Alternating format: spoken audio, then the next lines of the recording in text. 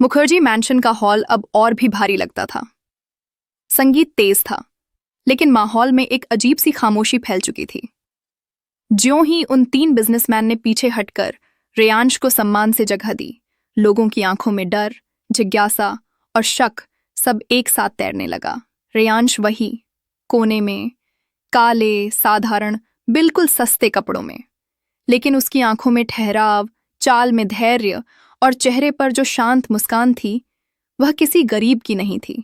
स्मिता अभी भी उसी जगह खड़ी थी, दिल में झंझनाहट।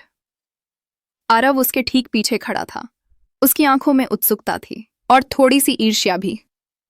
ये लोग आपको सर क्यों कह रहे थे? स्मिता की आवाज कांपी। रेयांश ने बस उसकी तरफ एक हल्की सी नजर उछाली। कभी कभी लोग दिखने से ज्यादा होते हैं, स्मिता। स्मिता की सांस अटक गई। वह कुछ और पूछती, इससे पहले रेयांश फिर से भीड़ में गायब हो गया, जैसे हमेशा होता था, जैसे वह दुनिया से बचकर निकल जाना चाहता हो। हॉल के दूसरे हिस्से में आरव का खेल शुरू। आरव स्मिता के बिल्कुल पास खड़ा था। उसका दिमाग तेजी से चल रहा था। ये गरीब सा लड़का, तीन बड़े बिजनेसमैन उसे सर बोल रहे हैं, ये गड़बड़ है। लेकिन उसके चेहरे पर वही नकली नरमी थी। स्मिता, आपको डरने की जरूरत नहीं। इस तरह के लोग कभी कभी ज्यादा दिखावा करते हैं। स्मिता ने उसे देखा। पहली बार उसके मन में सवाल उठा, क्या रेयांश दिखावा कर सकता है? वह तो खुद भीड़ के बीच खड़ा होना पसंद नहीं करता। लेकिन वह अपने ही सवालों से घबरा गई। उसने आरव की बात पर सिर हिला दिया, जैसे खुद को समझा रही हो कि आरव सही है। आरव मुस्कुराया। उसका प्लान साफ था, स्मिता के मन में रेयांश के लिए शक बढ़ाना। उधर बिजनेसमैन का डर, पीछे की ओर वह तीन बिजनेसमैन कोने में खड़े थे। एक ने धीमे स्वर में कहा, सर गुस्सा ना हो जाए, अगर आज हमसे पहचान जाहिर हो जाती तो। दूसरा बोला, पूरा बाजार हिल जाता। मुखर्जी परिवार तो सोच भी नहीं सकता कि वह किसके बीच खड़े हैं। तीसरा, जो सबसे उम्रदराज था, बोला, रेयांश सर, जब कहते हैं खेल तो इसका मतलब बहुत बड़ा प्लान होता है। हमें इंतजार करना होगा। तीनों की आवाज में डर साफ था। डर उस आदमी का जिसे दुनिया एक गरीब समझती है। रेयांश हवेली के पीछे वाले हिस्से में। रेयांश भीड़ से निकलकर हवेली के पुराने हिस्से में गया। यह जगह बाकी महंगी लाइफ से बिल्कुल उलट थी। धूल वाली सिंक, पुरानी दीवारें, टिमटिमाती पीली रोशनी। वह यहां क्यों आया था? क्योंकि रेयांश को भीड़, दिखावा और आवाजें पसंद नहीं थीं। पर सच ये था, वह चीजों से नहीं भाग रहा था, वह अपने अतीत से भाग रहा था। उसके दिमाग में वही शब्द घूम रहे थे, अगर मेरी वजह से तुम्हें शर्म आती है। वह दीवार के सहारे खड़ा हुआ। उसने गहरी सांस ली। स्मिता, उसने खुद से कहा, तुम्हें मेरे असली रूप की आवश्यकता नहीं। तुम्हें सच्चाई का दर्द अभी नहीं सहना चाहिए। तुम पहले ही बहुत भ्रम में हो। उसी समय पीछे से एक तेज कदमों की आवाज आई। वह पलटा। आरव, आरव और रेयांश। पहली भिड़ंत। आरव ने धीमे कदमों से उसके पास आकर कहा, तुम यहीं छुपे हो? भीड़ में खड़े होने की हिम्मत नहीं? रेयांश ने बिना पलके झपकाए उसे देखा। उसके चेहरे पर एक ऐसी शांति थी, जैसे आरव नाम का शख्स उसके लिए हवा से भी कम महत्वपूर्ण हो। मैं किसी से डरने नहीं आया, आरव। रेयांश बोला, मैं बस शोर से दूर खड़ा हूं। आरव थोड़ा करीब आया। लेकिन लोग सोचते हैं कि तुम गरीब हो, उसकी आवाज में ताना था। और स्मिता को तुम पर तरस आता है। रेयांश ने हल्के से मुस्कुराया। तरस एक बहुत खतरनाक चीज है। ये अक्सर लोगों को गलत दिशा में ले जाती है। आरव समझ गया, इसे सीधी बातें समझ नहीं आती। उसने बात घुमाई। स्मिता तुम्हारी वजह से रो पड़ती है कई बार, जानते हो? रेयांश के चेहरे पर एक हल्की टीस आई, लेकिन उसने उसे छुपा लिया। वह रोती है क्योंकि उसे दुनिया की बातें चुभती हैं, रेयांश बोला। मेरी वजह से नहीं। आरव धीरे से मुस्कुराया। उसने सोचा, ये आदमी भावुक है, इसे तो आसानी से खेल सकता हूं। लेकिन रेयांश की अगली बात ने उसकी मुस्कान तोड़ दी। स्मिता पर ताने कसने वाले तुम अकेले नहीं हो, आरव, लेकिन तुम सबसे कमजोर हो। आरव चौंक गया। क्या कहा? रेयांश आगे झुका। उसकी आवाज बेहद शांत पर गहरी थी। तुम्हारी आंखों में डर है, और जो आदमी डरता है ना, वह दूसरों को गिराकर खुद उठने की कोशिश करता है। आरव का चेहरा लाल पड़ गया। वह तड़क कर बोला, तुम्हें लगता है स्मिता तुम्हारे जैसी जिंदगी चाहती है? वह तुम्हारे साथ बस दुख पाएगी, और मैं चाहता हूं कि वह खुश रहे।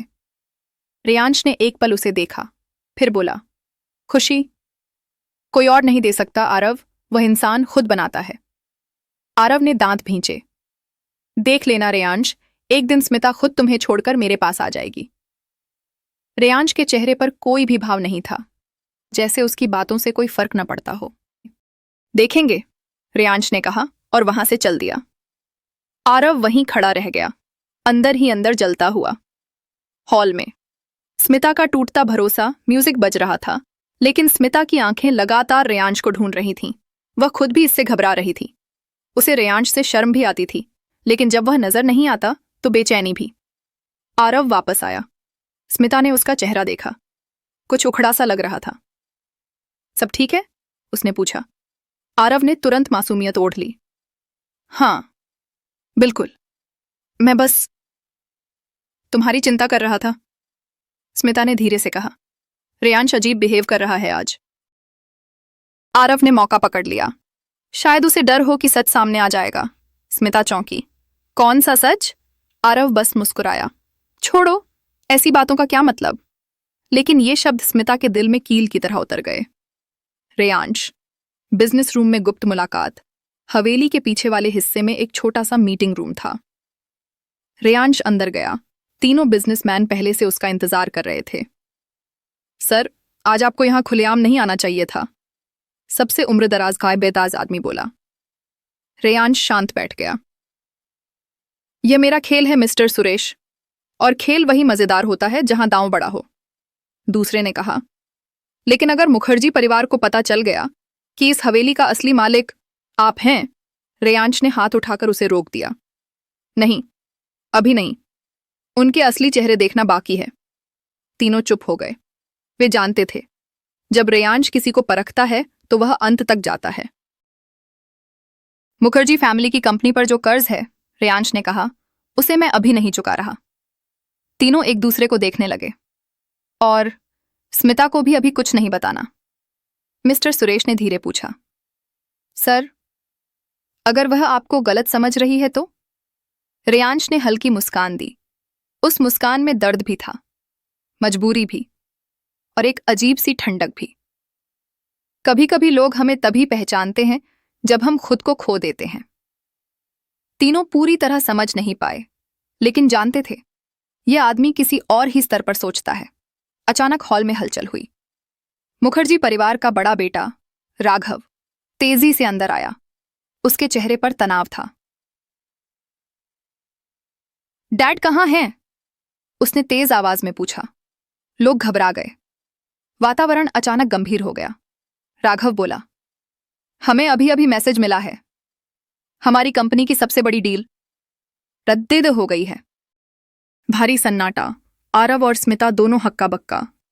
किसी ने धीरे कहा, कौन सी डील? राघव का चेहरा पसीने से भीग रहा था। वह डील जिन 3 अरबपतियों के साथ थी। स्मिता चौंक गई। वही 3 लोग जो रेयांश से? राघव ने घबराकर कहा। हां, उन्होंने कहा हम बातचीत नहीं करेंगे। हॉल में दहशत फैल गई। सभी की नजरें एक ही दिशा में मुड़ी। रेयांश, जो सबसे पीछे एक शांत अंधेरे कोने में खड़ा, सब कुछ देख रहा था। स्मिता की पहली सच्ची बेचैनी, स्मिता की सांसें भारी हो गईं। उसके दिल में एक डर उठने लगा। आखिर रेयांश कौन है? ये बड़े बड़े लोग सिर्फ उसकी वजह से डील क्यों रद्द करेंगे? आरव ने धीरे से कहा। शायद उसने कोई बुरा खेल खेला है। स्मिता कांप गई, लेकिन उसकी आंखें सिर्फ रेयांश पर थीं। वह देख रही थी। रेयांश की आंखों में एक अजीब सी गंभीरता थी, जैसे वह सब पहले से जानता हो। रेयांश, अंदर की आवाज। रेयांश ने दिल में कहा, अब खेल शुरू, अब असली चेहरे बाहर आएंगे। हॉल में माहौल अचानक ठंडा पड़ चुका था। मुखर्जी मैंशन के झूमरों की रोशनी भी जैसे कम लगने लगी थी। हर कोई एक ही बात सोच रहा था, क्यों उन 3 अरबपतियों ने इतने बड़े सौदे से पीछे हटने का फैसला किया? स्मिता का दिल धड़क रहा था। वह पहली बार सचमुच डर गई थी। उसकी आंखें भीड़ को चीरती हुई रेयांश को ढूंढ रही थीं। वह सबसे पीछे दीवार के सहारे खड़ा था, बेहद शांत, जैसे उसे किसी चीज से फर्क ही न पड़ता हो। लेकिन उसके चेहरे पर छिपे हुए तूफान को सिर्फ वही 3 बिजनेसमैन समझ पा रहे थे जो चुपचाप दूसरी तरफ खड़े थे। मुखर्जी परिवार की घबराहट बढ़ती है। राघव गुस्से से कांप रहा था। उसने अपने पिता शेखर मुखर्जी को बुलाया, जो अभी अभी एक राजनीतिक गेस्ट को छोड़कर आए थे। डैड, राघव लगभग चीखा, हम बर्बाद हो जाएंगे अगर ये डील वापस नहीं आई। शेखर चौंक गए। क्या? जिन्होंने कल रात साइन करने में हामी भरी थी, वह अचानक कैसे मना कर सकते हैं? राघव की आंखों में डर था। उन्होंने कोई कारण नहीं बताया, बस ये कहा, हमारी प्राथमिकताएं बदल गई हैं। डैड, ये बात सामान्य नहीं है। शेखर ने गहरी सांस ली। हॉल की दीवारें जैसे उनके ऊपर गिरने लगी थीं। कर्ज, पेंडिंग प्रोजेक्ट, बाजार में फैली अफवाहें, सब उनके दिमाग में घूमने लगा। उनसे तुरंत बात करनी होगी, शेखर बोले। अभी? लेकिन तभी राघव ने कहा, डैड, वे आपसे नहीं मिलना चाहते, किसी दूसरी मीटिंग में व्यस्त बताए गए हैं। शेखर का चेहरा उतर गया। यह पहला मौका था जब किसी ने मुखर्जी परिवार को इतनी साफ ना कही थी। स्मिता की बेचैनी बढ़ती है। स्मिता धीरे धीरे हॉल से पीछे हटकर एक कोने में चली गई। उसके दिमाग में एक ही बात घूम रही थी, इन तीनों का रिश्ता रेयांश से है, और जैसे ही उन्होंने रेयांश को देखा, उन्होंने डील छोड़ दी। दिल से डर उभरने लगा, कहीं रेयांश इस सब में शामिल तो नहीं। लेकिन अगले ही पल उसने खुद को झिड़का, नहीं, रेयांश ऐसा नहीं हो सकता, या शायद होता भी हो। वह खुद अपनी सोच से डर गई। आरव, स्मिता की कमजोर नस पकड़ता है। आरव धीरे से उसके पास आया। उसका चेहरा गहरी चिंता से भरा दिख रहा था, लेकिन यह सब दिखावा था। स्मिता, तुम ठीक हो? स्मिता की आंखें नीचे थीं। वह धीरे बोली, मुझे समझ नहीं आ रहा, रेयांश का इन लोगों से क्या रिश्ता है? आरव ने धीरे से कहा, कभी कभी लोग गरीब दिखकर अपने गलत काम छुपाते हैं। स्मिता ने झटके से उसकी तरफ देखा। यह बात चुभी, लेकिन डर भी बढ़ा दिया। तुम कहना क्या चाहते हो? उसने दबे स्वर में पूछा। आरव ने वही मुस्कान दी जो लोगों को आसानी से विश्वास दिला देती थी। बस इतना कि कोई डील यूं ही रद्द नहीं होती, किसी ने दबाव डाला होगा। स्मिता के पैरों तले जमीन खिसकने लगी, और वो तीनों रेयांश को देखकर डर गए थे। तुमने देखा था ना? स्मिता की आंखें फैल गईं। उसने देखा था, और इसे वह अनदेखा भी नहीं कर पा रही थी। उधर बिजनेसमैन और रेयांश का गुप्त संवाद। रेयांश अकेले खड़ा था जब वह 3 लोग धीरे धीरे उसके पास आए। सर, आपने कहा था बस सस्पेंस बनाना है, लेकिन ये तो बहुत बड़ा झटका है। रेयांश ने शांत स्वर में कहा, अगर किसी की असलियत जाननी हो तो उसके चारों ओर खड़ा सहारा हटा दो, वह खुद दिख जाएगा कि वह है क्या। लेकिन सर, दूसरे ने कांपते हुए कहा, मुखर्जी परिवार बहुत पुराना है, उनके हाथ पांव फूल सकते हैं। रेयांश ने ठंडी मुस्कान दी। यही तो चाहिए मुझे। मैं देखना चाहता हूं उनमें से कौन ईमानदार है, कौन डरपोक, कौन लालची और कौन खतरनाक। तीनों चुप हो गए। उनकी रीढ़ में सिहरन दौड़ गई। एक पल के लिए रेयांश की आंखें बेहद गहरी हो गईं, जैसे उसमें बहुत पुराने जख्म छिपे हों। मैं इनसे बहुत पहले मिल चुका हूं, बहुत पहले, उसने मन ही मन कहा। मुखर्जी परिवार की इमरजेंसी मीटिंग। शेखर ने सब मेहमानों को बाहर जाने के लिए कहा। लोग फुसफुसाते हुए हॉल से बाहर निकलने लगे। हवेली अब एकदम सूनी लग रही थी। बड़ा बेटा, छोटा बेटा, शेखर, उनकी पत्नी, चाचा, सब एक गोल मेज के पास बैठ गए। यह सब किसकी वजह से हुआ? शेखर की आवाज कांप रही थी। छोटा बेटा बोला, कहीं हमारे पुराने केस की वजह से तो नहीं? राघव ने गुस्से में कहा, नहीं, यह सब उसी गरीब लड़के की वजह से हुआ है। सभी की नजरें घूमी रेयांश की तरफ। शेखर ने आंखें सिकोड़ते हुए कहा, तुम कहना क्या चाहते हो राघव? राघव बोला, जब से वो लड़का यहां आया है समस्याएं बढ़ती जा रही हैं। जो लोग हमें सर पर बोलते थे अब रेयांश को सर बोल रहे हैं। शेखर का दिल धड़क गया। उन्हें पहली बार लगा कुछ बहुत बड़ा उनकी नजर से छुपा हुआ है।